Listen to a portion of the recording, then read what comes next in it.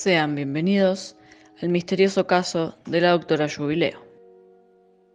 Cecilia Enriqueta Jubileo nació en el pueblo de General Pinto, provincia de Buenos Aires, en 1946. Hija de una familia acomodada, vivió su infancia y adolescencia en dicha localidad, junto a sus padres y a sus 3 hermanos. A mediados de la década de los 60 se fue a vivir sola a Córdoba, donde empezó a estudiar medicina en la Universidad Nacional de esa ciudad. Al mismo tiempo se incorporó a la Juventud Católica Argentina y empezó a militar en el ámbito estudiantil. El cordobazo la encontró en las movilizaciones y la lucha en las calles. Por entonces conoció a Pablo Chabrol, un músico cordobés con el que se casó en 1972. Aunque Cecilia no había terminado la carrera, la pareja decidió viajar a España y se radicó en Gijón, donde Pablo intentó probar suerte como músico. Se separaron a los pocos meses y Jubileo, por entonces de 27 años, volvió a la Argentina. Retomó sus estudios y se recibió de médica en 1973. Su primer trabajo fue en una clínica de la Unión Obrera Metalúrgica en Campana, pero poco después se postuló y consiguió un cargo en el Hospital Intersonal Colonia Dr. Domingo Cabred,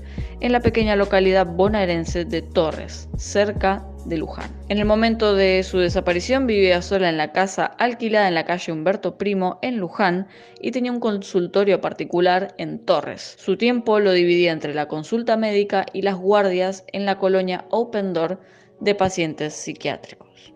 La noche del 16 de junio de 1985, la doctora Jubileo llegó a la colonia Montes de Oca alrededor de las 9:30 de la noche, conduciendo su Renault 6 verde claro, y se dirigió hasta el edificio de la Dirección y Administración. Firmó el libro de entrada y añadió su número de matrícula. Eso fue aproximadamente a las 21:38. Había firmado el certificado de función de una paciente de 23 años llamada Patricia. También revisó y medicó a otra interna con un cuadro febril preocupante y después a otro paciente brotado, el cual en realidad debería haber sido atendido por otro profesional. Fue una noche atípica. Una médica que debió haber permanecido de guardia se fue horas antes de terminar su turno y los otros 2 médicos que debían compartir la guardia nocturna con ella no se habían presentado a trabajar.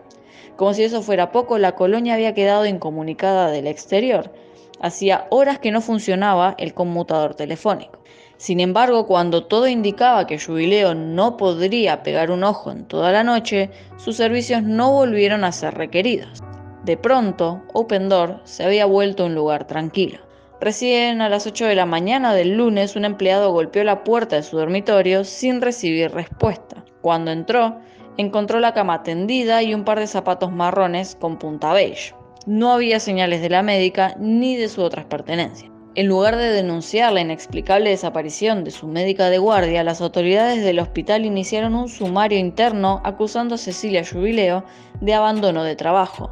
Ni se molestaron en tratar de contactarla por teléfono o de enviar a alguien a su casa. Recién el 19 de junio, su amiga Beatriz Eilinger, también empleada de la colonia, y su marido Julián Sequeira se presentaron en la comisaría para hacer la denuncia por averiguación de paradero. Esas 48 horas, sin que nadie la buscaran, fueron decisivas a la hora de investigar qué había pasado. Para entonces, las autoridades de la colonia, dirigida por el psiquiatra Florencio Elías Sánchez, había ordenado remodelar la habitación donde debería haber pasado la noche Jubileo. Un grupo de albañiles trabajó rápidamente y cuando los peritos de la policía buscaron rastros en el lugar, estaba pintada a nuevo y los muebles habían sido retirados o cambiados de lugar. Cualquier posible evidencia, desde huellas digitales hasta indicios de violencia, había sido definitivamente borrada. La policía tampoco pudo revisar el registro de entradas y salidas del personal de la colonia. Cuando consultaron el libro, la hoja correspondiente al lunes 16 había sido arrancada. El Renault 6 de Jubileo seguía en el mismo lugar que ella lo había dejado, pero con un cambio enigmático. La médica había llenado el tanque de nafta en Luján antes de ir a trabajar, por lo cual debió haber estado casi lleno. Sin embargo, estaba completamente vacío. La causa quedó a cargo del juzgado penal número 2 de Mercedes, donde se inició la investigación por la desaparición de Jubileo. De los interrogatorios al personal nada se obtuvo. Nadie la había visto después de las 0:15 del 17 de junio. Cuando entró a la casa médica, nadie tampoco la vio irse de la colonia. Las únicas posibles pistas las brindaron dos pacientes psiquiátricos. Miguel Cano, el interno que la había acompañado desde el pabellón 7 hasta la casa médica, dijo que poco después de despedirse de Jubileo, cuando caminaba hacia su pabellón para ir a acostarse, vio entrar a dos vehículos oscuros y dirigirse hacia el alojamiento de los médicos. La presencia de uno de ellos tenía explicación lógica. Era el furgón funerario que venía a buscar el cadáver de la interna fallecida esa misma noche, cuyo certificado de defunción había firmado Jubileo un rato antes. Sobre el otro vehículo, ni en la funeraria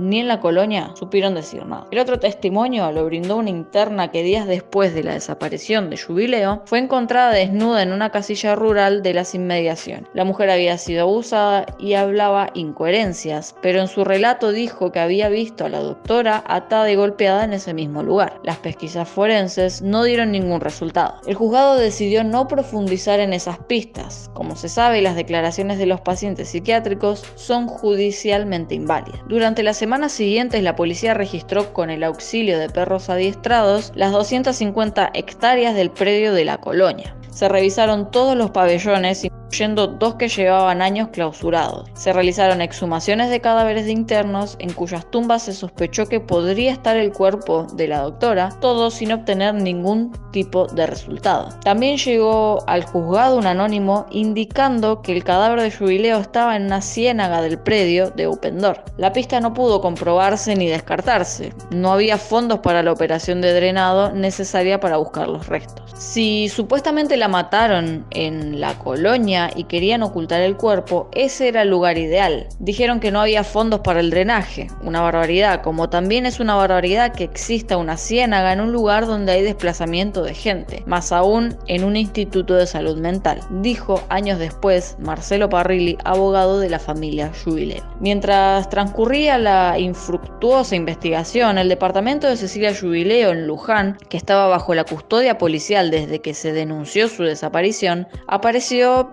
dado vuelta. A pesar de la vigilancia, alguien había entrado y revisado todo. Otra cosa llamó la atención. Pese al desorden, no faltaba nada de lo que la policía había registrado en su primera pesquisa, pero sí había un elemento más. Una cartera de Jubileo que, según algunos testimonios, la médica llevaba consigo cuando llegó a Upendorf la noche de su desaparición.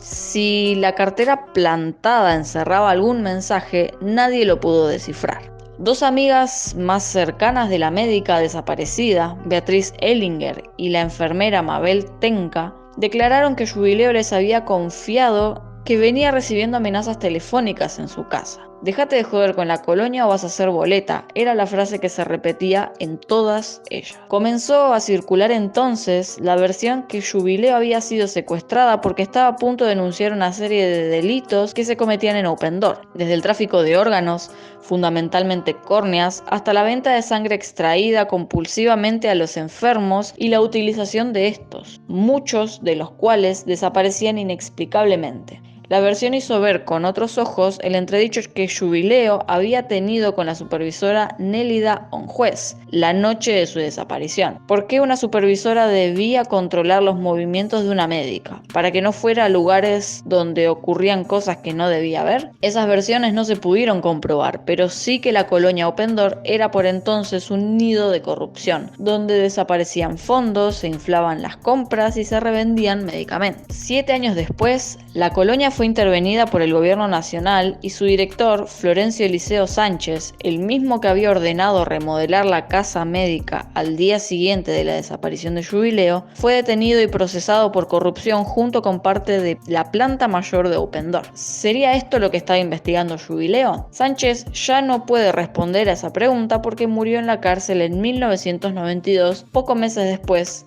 de ser detenido. En noviembre de 1985, 5 meses después de la desaparición, en la comisaría de Luján se recibió un sobre sin remitente que contenía un cassette. Era una cinta de mala calidad donde alguien que decía ser Cecilia Jubileo pedía que no la buscaran más que estaba bien y rodeada de amigos, haciendo un retiro espiritual en el exterior y que no volvería al país. Los peritajes de la cinta no pudieron determinar si era auténtica o no, pero la noticia se filtró. Se decía que Jubileo estaba en Ecuador o en Colombia, que había sido captada por una secta, que se había ido de la Argentina sin avisar a nadie debido a un desengaño en una relación que mantenía con una compañera de trabajo.